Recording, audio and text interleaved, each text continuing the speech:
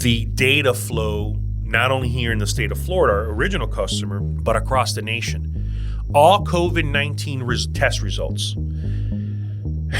about over 1.3 billion test results have flowed from all of the laboratories and hospitals and pop-up, testing facilities through technology that we're responsible for securing and making sure that data is available to the CDC and the White House.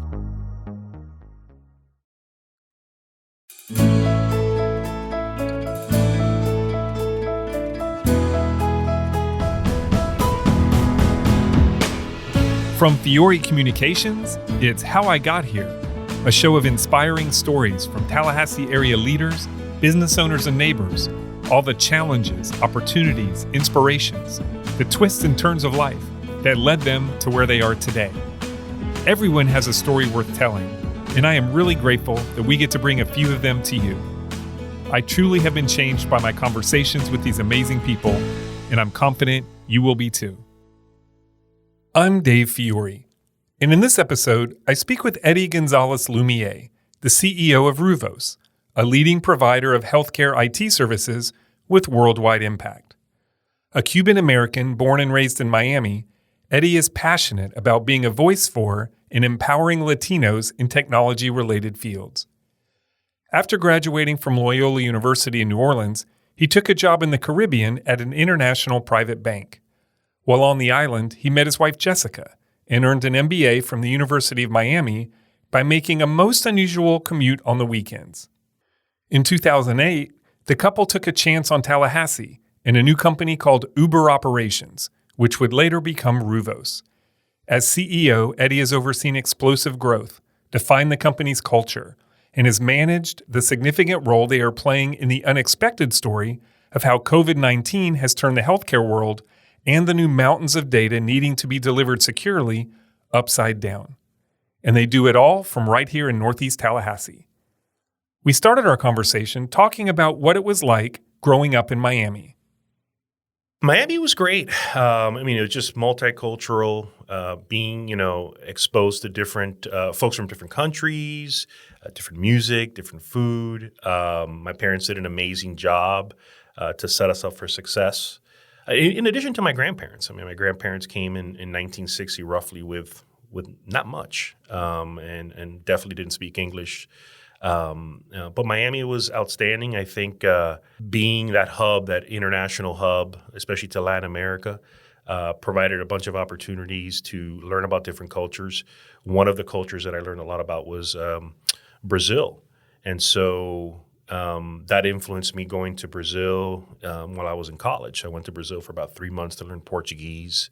And so always been interested in cultures and different backgrounds of people and where they came from and their story. And Miami created a great opportunity to do that. Sure.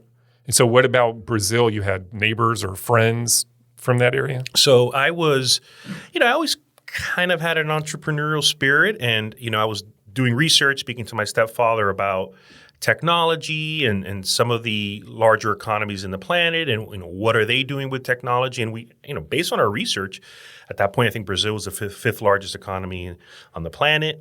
I know English and Spanish, and it was the third major language in this hemisphere. And they were doing some amazing things with technology. And so I said, well, let's go to Brazil and learn Portuguese and meet a bunch of amazing folks. And that actually gave me the excuse to start a kind of a company, a website development company where we would create websites in English, Spanish, and Portuguese.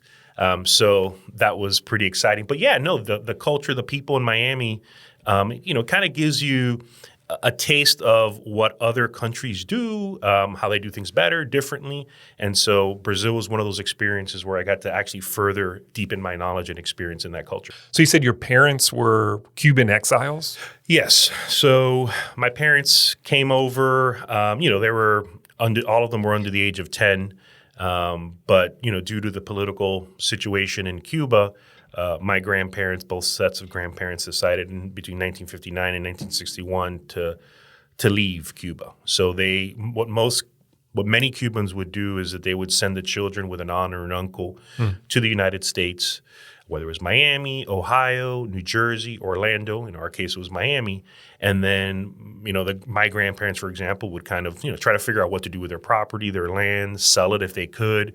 In many cases, unfortunately, the government kind of took over the property. And so around, early 1960s, they arrived in Miami. And, based on the stories that I've heard, it was extremely challenging. Mm-hmm. And so I'm always extremely grateful for what my grandparents and my parents did to set up myself and my sisters to be able to, do what we do today. Yeah. So it seems like that entrepreneurial spirit you have makes sense when you see your parents, and come in a situation where they're coming to this country with nothing and having to create something for themselves. Absolutely. From trying to figure out how you're going to put food on the table to going back to school, right? And maybe working in a job that you may not have done back in Cuba. I had one grandfather who had a farm in Cuba, and he had horses and cows and things of that nature. And he ended up working, I believe it was Coca-Cola on the supply chain line. And he unfortunately passed away without learning English. But he was a tireless worker. I had another grandfather who was an architect in Cuba, and when he got to Miami, he kind of had to reinvent himself a bit and get back into the architecture scene and basically meet people from scratch. I think one of the great things about Miami is that the community was extremely tight. The Cubans would be there to help each other out. The folks that were already in Miami ahead of, before the Cuban wave were very, welcoming, and of course the United States was extremely supportive during that time. Yeah. So what was it like growing up with 5 sisters? It was great. I love my sisters. Where are you in the order? I'm number one. So I'm number one, and I love my sisters. That's a good way of saying the oldest too. Number one. That's a strong way to put that. I'm number one, and some people say, Eddie, you were spoiled. Maybe. But I definitely had to wait for the bathroom. Right? You had to learn that. I had to learn that. But no, it was great growing up with some amazing young ladies, and they're doing some amazing things today. 3 of them are in education. We have another sister of mine is an entrepreneur, and another one is in technology, and they're doing some amazing things. And often they say, Eddie, we look up to you, maybe because I'm the oldest, but the reality is I look up to them and some of the things that they've been able to do as women, as leaders, as wonderful mothers. So I'm extremely proud. That's awesome. Yeah. All right. So you talked about going to a Jesuit prep school. That's right. Was that all through all your school years? So it was, part of middle school and high school. It was. I will say, Dave, it was one of the most challenging things I ever experienced. I didn't want to go. It was an all male school. A lot of my friends were going to co-ed schools. You were in public school before that? I was at an Episcopal school, okay. which was a great school. But when I went to Belen Jesuit, it was extremely challenging. It was a lot of hard work, and it wasn't just the books, Dave. It was also there's that expectation of doing things in the community, volunteering. Mm-hmm. We went on 2 mission trips to the Dominican Republic, which, when I look back now, very grateful, but it wasn't easy for a 13-year-old, 14, 15-year-old. But to this day, at 41, my close friends, we still talk every day. Right, obviously using different types of technology. And the bonds and the experiences that we experienced in Miami in high school was outstanding. They taught about, thinking of others, community. The Jesuits, big into education, making sure folks have the opportunity to, be educated and have, everyone has a level playing field. And I still remember this day. I think it was 10th grade, and it was a biology exam, and I was just super burnt out. And I remember coming home and basically almost to a certain extent kind of giving up, right? I don't want to be at this school. It's extremely difficult. You had to pull some all-nighters to study. And my parents said no. My parents said, no, you're going to stick with this. We'll be here to support you. But you're going to look back, Eddie, and realize that this is something that you're going to be grateful for, and it's one of the best things that I ever experienced. Obviously, one of the most challenging, and then that led me to looking for schools that also kind of continued that tradition. Yeah. in Loyola University, New Orleans. Right. So let's talk about that. So you finish, and it was tough, but you achieved it, and we're grateful for it looking back, right? Absolutely. And taught you, I know that you talk about now a focus on service and giving back and finding ways to make a difference. And I assume that was born in those years there. Absolutely. Obviously, in running a company, we have a mission which is focused on public health, which is great. And we're doing some amazing things at Ruvos related to public health. But we're also creating, which I love, creating opportunities for our close to 80 employees. And people often ask, Eddie, how many employees do you have? And I say, well, we've got close to 80. But I always follow that up with, it's actually 80 families. Mm-hmm. Oh, and by the way, it's 45 children that are associated with that. And so to me, that's what really gives me goosebumps is, yes, the work is awesome, but the fact that you can get people together, some of the most talented people together, to work as a team, to provide opportunities for them, especially during a pandemic, is an amazing feeling. And we kind of saw that in this Jesuit education where you work as teams, you always, never leave anyone behind. If you see someone down, you help them. Doesn't matter what they look like, how they speak, none of that matters. You're there for other people. And so when I make decisions nowadays in business, those are the things that I think about. Right. Those are the things that I think about. Well, for people who aren't familiar, tell us what a Jesuit school is. What does that mean? So there's the Jesuit order. Obviously, it's Roman Catholic, and it follows St. Ignatius. And his kind of guidance in terms of spirituality. Our school in Miami actually was founded in Cuba. Mm. Okay, it was actually the school that Fidel Castro went to. Oh. Okay, and actually they say he was one of the smartest people that walked those halls. And so when Fidel Castro took over, ironically enough, he kicked out all the priests and the Catholic Church. So the Jesuits moved from Havana, Cuba to Miami and started this and continued the education. So it's the actual school. It Absolutely. Just moved. It just moved. Wow. That's crazy. Just moved. Yeah. But really the Jesuits, focused on, volunteering, like I mentioned earlier, education, helping the needy, and basically this selfless type of perspective, which, nowadays is hard to do with social media and everything that's going on in the world. But I go back to those days at Belen Jesuit and at Loyola and remind myself of, what I learned and what I experienced with the different, the different priests and, of course, my friends and colleagues. Yeah. Did you speak Spanish and English at the school? Absolutely. So, Spanish classes. My grandparents spoke Spanish. My parents, to a certain extent, would speak Spanish as well. And then when I continued Spanish in college, I also picked up Portuguese. Right. And then when I lived in Antigua and I was in international private banking, I had a great opportunity to travel Latin America, which was great for my Spanish. Immersion is important no matter what, right? It was great for my Spanish. I need to practice, but yes, definitely Spanish. Great. Okay, so let's talk about going to Loyola. That's in New Orleans, and it continued this same worldview perspective on your education. That's what drew you there, right? Absolutely. I mean, there was a few reasons. Several of my friends from Belen Jesuit also went to Loyola, so we went as kind of like a team. Right. I love food. I love culture. I love There's parties. Certain advantages to New Orleans, great right? advantages. I was there for 5 years, probably 1 year more than I should have been. But, there were some similarities to Miami. Different cultures and different backgrounds. Spanish influence, yeah. French influence. There's a tremendous amount of history. And they also had some great scholarship programs, which, we were able to take advantage of. And their business school was excellent. They have because of the port system, they have a great international business program. Yeah. Many of the students that were in the program were from other countries, which I loved. And it was an amazing school. Actually, I had an alumni meeting last night, and it felt good just to reminisce about those days. It's been a while about those days and all the things that I learned, and and absolutely, I had a lot of fun and some great memories. Yeah. So, what did you study there? So, I studied finance and computer information systems, and that was really an important. I appreciate that question because I knew I wanted to get into technology, and I also love business and creating opportunities for others and working as a team and taking an idea and taking it to the market.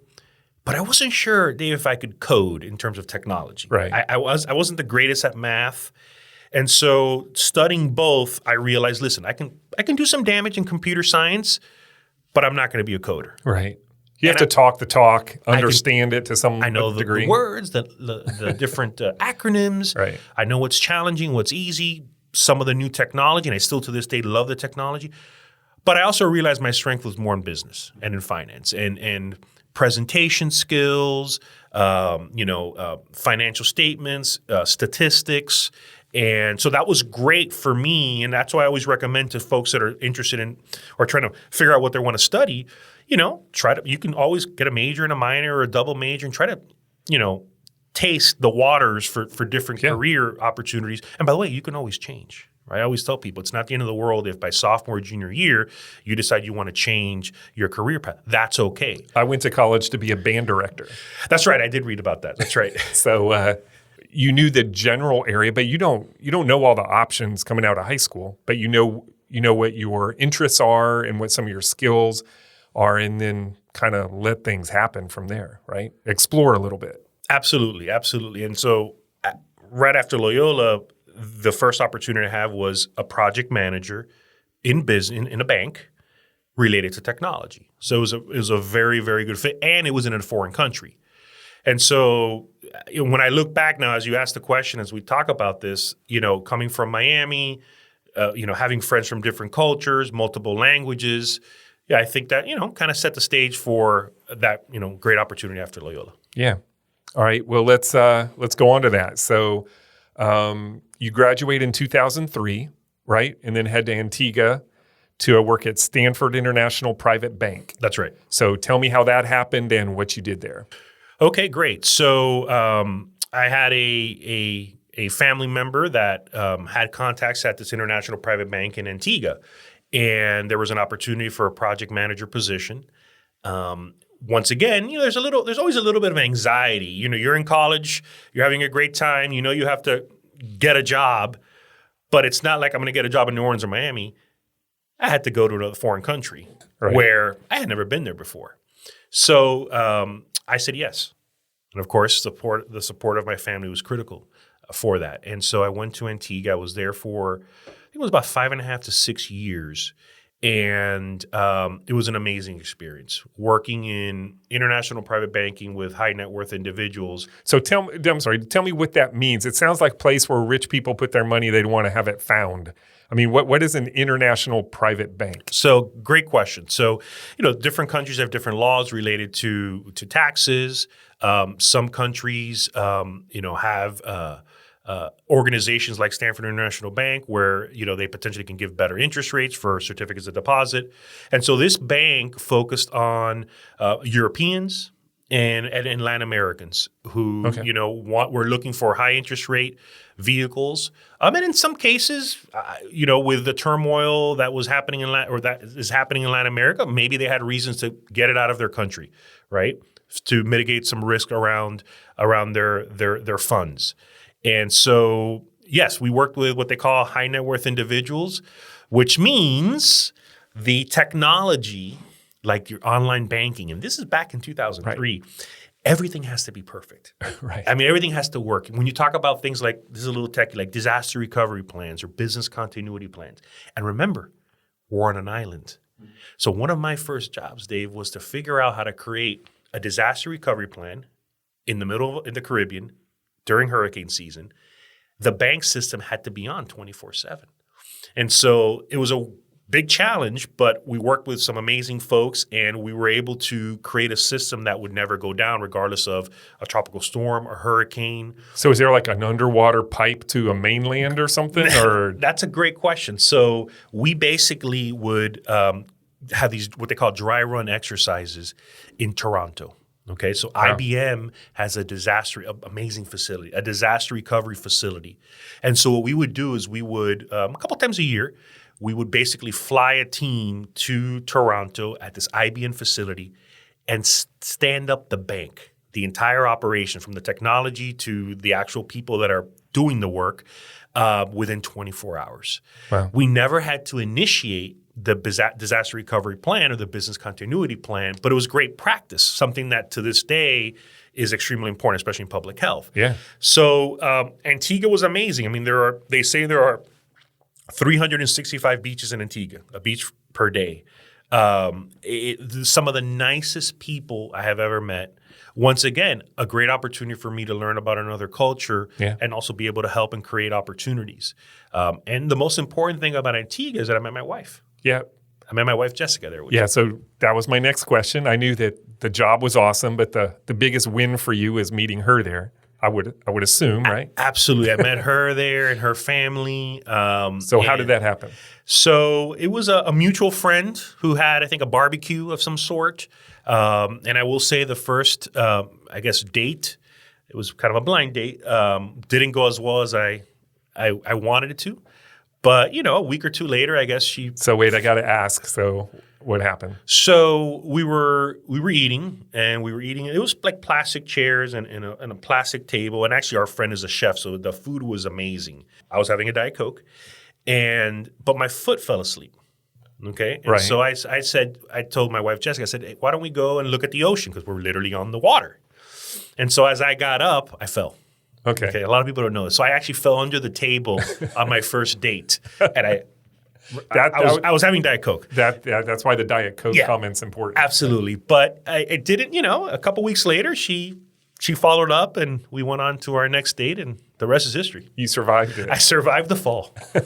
So did you get up and walk on the beach after you got up? I got up and I walked and she didn't follow for the first few minutes. I kind of was walking by myself and I didn't want to look back. And then eventually she came up and then we were just looking at the ocean and listening to the birds. It was nice. All right. So while you're there, and I guess you're married at this point, you start pursuing an MBA at University of Miami? So right before actually marriage, the whole business thing and entrepreneurial thing came back. I mean, I was working for a large organization, even though Stanford had, I think, $8 billion in deposits and had offices all around the world. It was actually pretty entrepreneurial. And as I was working there, the ideas kept coming, right? A website that I can create, a service that I can create. Partnering with some of my old friends from high school or college on a random idea that came up one late night. And I said, well, let's go back to school. Let's go back to school, not only for and focus on international business and entrepreneurship, but also to meet folks as well, right? So I had been on the island for 3 to 4 years, had some amazing friends there, but the reality is I was kind of disconnected from what was happening in the U.S. Right. So I decided to apply for an executive MBA program at the University of Miami. And so for 2 years, I would fly back from Antigua to Miami. So I think it was about 1 million miles flown. Wow. And how long does it take you to get back and forth? So great question. It was from Antigua to San Juan, Puerto Rico, about 45 minutes, and then about 2 hours from San Juan, Puerto Rico to Miami. So I did that for 2 years every weekend. Wow. The classes were on the weekends. But it was wonderful because I was able to meet people from all around Latin America who would do the same thing or had moved to Miami and were learning about, okay, what's that next thing that I'm going to do in my career? It was a working professionals program, so everyone kind of had a job. And once again, the school was great, but the people that I met and the network of professionals that I created was outstanding. To this day, I'm in contact with many of them. But that was a very hectic 2 years, and that was right before marriage, and my wife was extremely supportive, which I'm very grateful for. Yeah. That's awesome. That is that's a different kind of commute than most students. It was, and I don't recommend it. It was very challenging. At first, the first few weekends, you're flying around. It feels great. Look at this. But after a while, TSA gets old. Becomes a grind. It really becomes a grind. Yeah. All right. So you finish your MBA. Yes. And you're still at the bank. Yes. And then an opportunity presents itself for you to come to Tallahassee. Absolutely. So one of my sisters, Janine, married a gentleman named Jeff Couch, who graduated from FSU. My sister also went to FSU.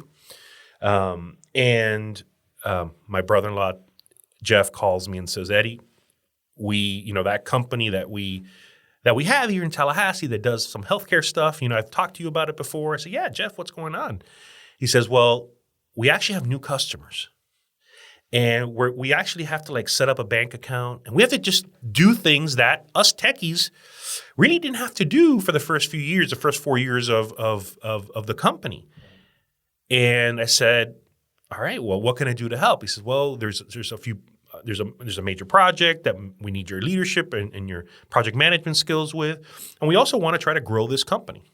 And spoke to Jessica about it.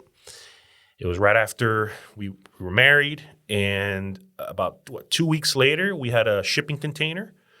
It parked in front of our house in Antigua. We packed it up, including the dogs, the 2 pugs.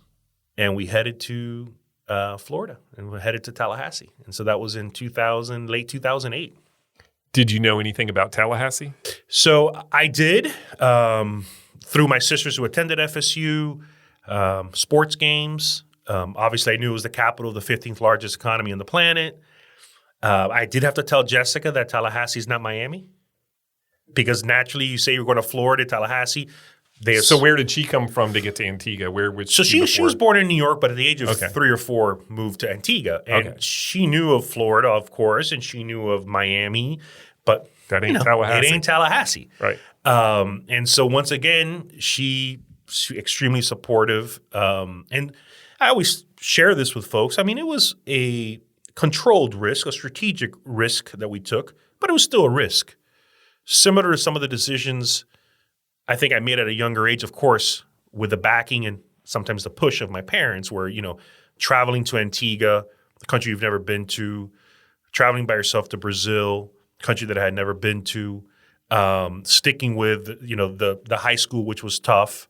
And so I look back and I probably, hated it or maybe disagree with my parents, but I'm very grateful for them pushing me. So when you have decisions as an adult that are, complex, that there's some risk associated with it, I look back at those memories and say, you know what, let's try it. What's the worst that happens? And the rest is history. It was one of the best decisions I made. Yeah. Listening to podcasts has become a way of life for millions of Americans. 55% of the U.S. population has listened to at least one podcast. Podcast listeners are more active on social media and are more likely to follow companies and brands. At Fiore Communications, we will first help you put together a plan to execute your vision, discussing concept, format, and all the details that make a great podcast come to life. We would love to have a conversation about whether a podcast is right for you. Contact us today to learn more. All right, so you come to, it was Uber Ops at that time, right? It was Uber Operations, right. Short Uber Ops. Absolutely. It was in 2008. Tell me about you climbing the career ladder to where you are now as CEO. Obviously, you took some steps, learned different parts of the company. Tell me about that process. Great question. So folks often ask me, how did you transition from international private banking, finance to public health technology? And naturally, they're different, but they both work with some of the more modern technologies around. Security and privacy is relevant and extremely important for both of these industries. At the end of the day, you're moving data, hosting data, someone's personal data. In one case, it was someone's personal financial information, and in the other case, it's someone's protected health information. And so that transition was pretty smooth. I still had to learn a lot about healthcare and public health. So the first couple years, it was about going to conferences, reading as many blog posts as possible, meeting as many people as possible that were involved in public health, and immersing myself in just that culture, that language. And so one of the great opportunities before running the company, I worked on projects. So I had the hands-on experience to, have many lessons learned, some successful projects, some challenges, meeting people across the nation related to public health. Right. And that really set the tone for my experience in public health. And, we pride ourselves in delivering, right? And so working our tails off, being extremely clever and innovative. And naturally, it had happened. I mean, we did so well here in Florida.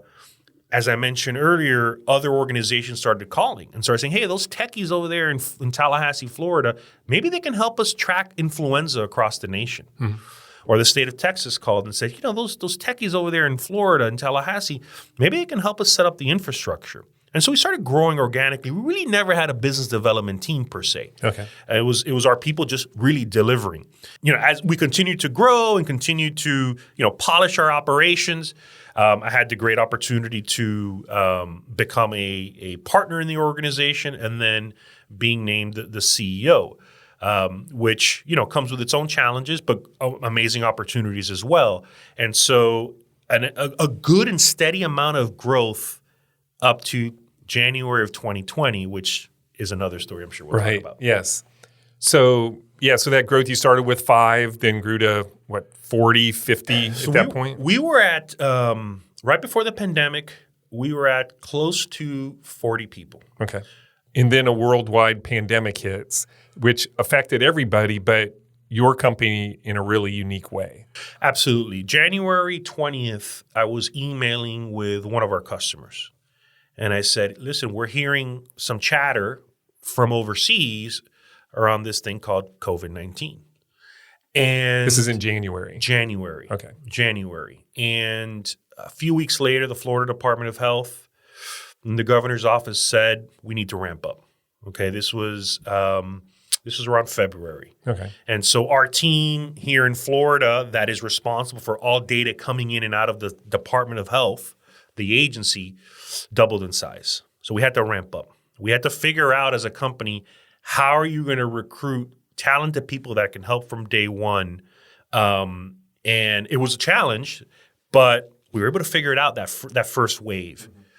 Then around March, the federal government started getting involved more. Right. And the fact that we are the ones that are moving influenza data, flu data for the United States, the federal government was pretty smart about it. They said, let's piggyback off of that highway system that Ruvos and its partners created, and let's use it to track COVID-19 data. And so we are very grateful for all of the work that we've been involved in over the last year and a half. But I also tell people it's been extremely difficult and challenging because, it's long nights. To this day, it's extremely long nights, making sure the data gets to the appropriate people at the right time. And so over the last year and a half, we hired 40 people.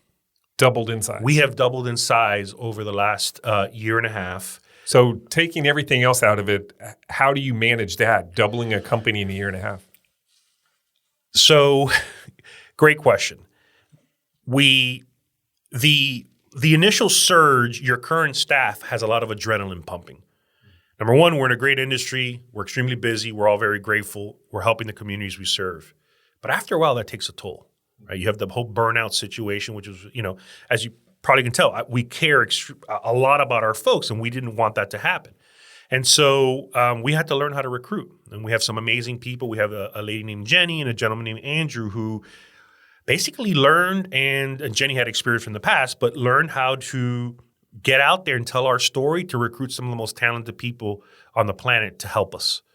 And we're talking hundreds and hundreds of interviews, probably 1,000 resumes. In the beginning, I think it was challenging. It's still difficult, but I think the fact that people realize that public health is a great opportunity to use your skills to improve something that would help millions of people across the planet. There are actually people that are saying, you know what, Silicon Valley is great, but I want to get into public health. Banking is great, but I want to get into public health. Or manufacturing is wonderful, but I want to get into public health. I think that helps as well. Yeah. But having to articulate our culture, why we're in Tallahassee, how did we start, was a lot of work. And also, as I mentioned earlier, we're not only hiring a Dave for a position, Dave's spouse or partner, Dave's family. So we want to make sure that if you're working at Ruvos, it's a good fit, not only for Ruvos and its customers, but also for Dave. Right. At the same time, being pounded with more and more requests from your clients and needs and Dave, everything. It is nonstop. And so, like I alluded to earlier, we're managing the data flow not only here in the state of Florida, our original customer, but across the nation. All COVID-19 test results about over 1.3 billion test results have flowed from all of the laboratories and hospitals and pop-up, testing facilities through technology that we're responsible for securing and making sure that data is available to the CDC and the White House. We've had to work with two administrations. We've had to work with new folks at the CDC who have been extremely supportive. And oftentimes we have to turn off the news because of the different things you read about. And we try to remind our team, focus on making sure the data is secure and making sure the data gets from point A to point B so people can make some life, changing decisions, ultimately that can save people's lives. Right. That's pretty cool that all that national stuff. There's always been a thing about Tallahassee that people love to tell stories that you don't really understand the impact companies in Tallahassee are making nationally and worldwide. And then this is a great example of that. It is, and we're extremely proud. I mean, one of the things that we like to say when we start off a conference call is, this is Eddie from Ruvos in Tallahassee, because we're extremely proud of being here. We started here. We're not going anywhere. And we're proud that we're able to not only help the local community and our state, but we're helping folks really across the nation, which, like I said, it's a lot of hard work, but it does help when you have those sleepless nights and high pressure situations. Yeah, for sure. All right, switching gears a little bit. I've heard you speak before that representing Latinos in technology is important to you. Are Hispanics underrepresented in tech overall? Great question, and timely question as we're in Hispanic Heritage Month right now from September 15th to the middle of October. Absolutely. I think, one of the things that we've realized in healthcare and in public health, the ultimate customer are the patients. And as the demographic changes, from a patient perspective, I think right now children, Hispanics represent 25% of the children, for example, across the United Nations, and that's growing. Here in the Big Bend region, we're close to probably 10%, and that's growing as well. And so being able to understand those cultures, some of the challenges or experiences are extremely important. And that's one of the things I'm really happy about with Ruvos during this hiring surge is the diversity that we have. I mean, we have folks from all types of backgrounds, which we're extremely proud of. And Dave, it kind of happened naturally. We didn't have a diversity program. We did not, right? And we read a lot about it, and we want to continue learning more about that. But when I look back and I think about it, it happened naturally. Actually, one of the things we did this year, we opened up an office in South Africa. Wow. Okay, so we have 6 people right now. Soon it'll be 7 folks in South Africa that help us with our plans to do more international public health. And so learning about just different cultures and being able to relate to this fast-growing world that we live in is extremely important. And so that's something that we try to keep an eye on, whether it's a situation with what we're seeing at the border or what's happening with Haiti, for example. Those are things that we try to stay up to date on, which are really important because ultimately our customers are those people. Right. Are those people. Yeah. Right. So in addition to all the responsibility and time of running your company and growing and during this time, you also enjoy teaching, right? And over time, over the last many years, you have been an adjunct at FAMU and at Emory in Atlanta, correct? Absolutely. Yeah. I love to I say learn from the students. Both institutions have provided opportunities where I can really share our story of what we do at Ruvos and what the nation does when it comes to public health. A lot of people don't know all the hard work that goes into it. And so having opportunities here locally at FAMU and, of course, at Emory's Rollins School of Public Health has been wonderful. I've been able to meet some amazing people, been able to a certain extent, give back to the community. And actually, it's a great way, Dave, to recruit folks. Yes, I bet. So we have been, we've got folks that were students of mine at FAMU and students of mine at Emory that, as you and I are speaking, are working at Ruvos. That's so awesome. It just shows you the importance of having a professional network, keeping up with people, following up with folks, learning about their backgrounds. Obviously it takes work, but love to teach and hope to do it again soon. Yeah. Well, the company may have been under the radar at some point for all that you're accomplishing, but you have been recognized a lot over the years and have won many awards and serve on many organizations. Too many to list in our time here, but just wanted to ask if any of them really stand out to you or are particularly meaningful to you, both either in service or in some recognition you've received. I think my experience with organizations like the Early Learning Coalition, or other organizations like FLACY and DOMI, and that are focused on helping younger folks. To me, 0 to 5 is extremely important. I mean, really, for everyone, it should be extremely important. I was talking to a group a couple weeks ago, and someone said, "Well, we need to invest in high school students because they're about to go into the workforce." I said, the most important time for a child is 0 to 5 in terms of brain development. Right. And but by the way, a 5-year-old 10 years later is working. So before you know it, that individual who's 5 years old and driving, which is scary. Right. And so I think being able to help in the education space, and then how can technology help early education? How does public health and early education kind of work together? Right. And so participating in organizations like that really mean a lot to me. And once again, there are opportunities for me to learn and then go back to my professional network and share some of that information. Someone once asked me, "Eddie, you're not in early education, you're in public health. Why are you involved in all these early education initiatives?" I said, well, there are many reasons. And one of them is, remember, there are 45 children that are associated with Ruvos. People often say, "How many employees do you have, Dave?" And they should actually be asking, in addition to that question, how many children or how many families are associated with Ruvos? So I have a responsibility to learn as much as I can and to help the community, because in turn it helps folks that are part of my life. Yeah, absolutely. All right, we've talked about your wife, Jessica, and how awesome she is, but I also don't want to leave out your children. So I want to have an opportunity for you to tell us about your 2 kids. They're amazing. Raquel, who just turned 11 years old, an amazing student, an amazing dancer, a great tennis player as well. Wow. And then our son Meyer, named after Meyer, is actually my wife's maiden name. Okay. So she was Jessica Meyer.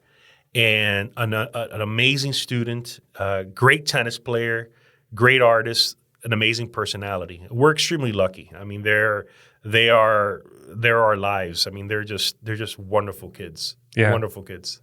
And I've heard some of the podcasts you've been on and things you've spoken about, and I know how important your family is to you. And just wanted to ask you how, with the success and the incredible the time requirements of running your business and being innovative and speaking and doing all the things that you do in the community, how you achieve a life balance that you're happy with, still having that priority on your family. I mean, it's what everybody deals with, but especially in high stress, high demand careers, just curious how you sort your life out to make that work for you. That's one of the biggest challenges I experience, is how to be a good husband, a supportive husband, and a good father, and a role model of the children, and also to try to help an amazing group of people at Ruvos and the other organizations that I'm involved in. What often happens with me, and it's my challenge, is that something gets cannibalized, and often it's me, right? In terms of health and fitness, that's something that I'm continually battling with and making sure that I make time to maybe put the oxygen mask on myself before someone else. I tell myself, I often remind myself that has to be a priority, and that's something that I'm continuously trying to improve.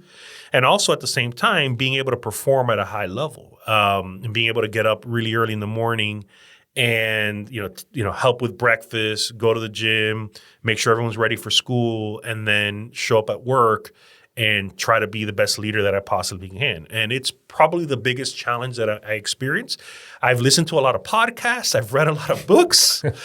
So if you have any other recommendations, send them my way. Right.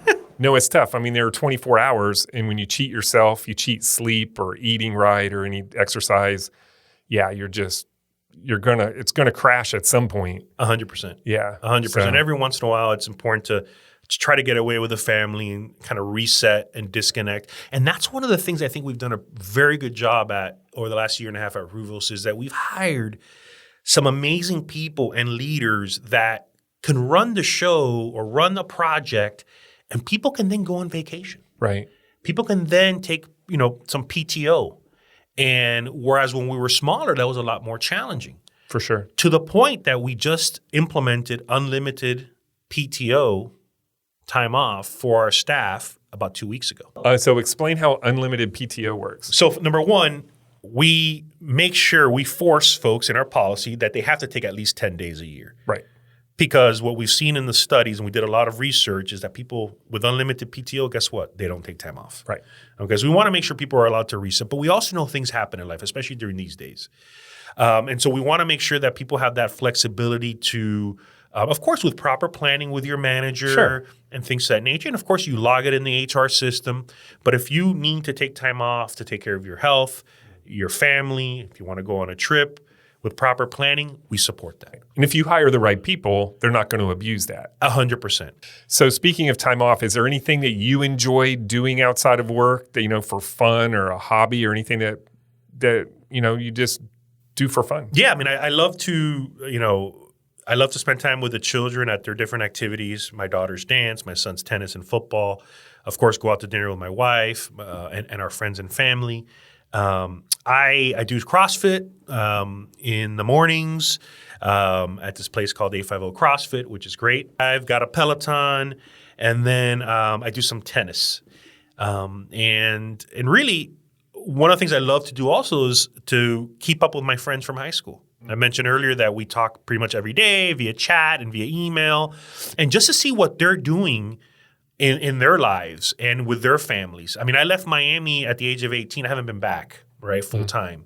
But they're like my brothers. So, catching up with them is great.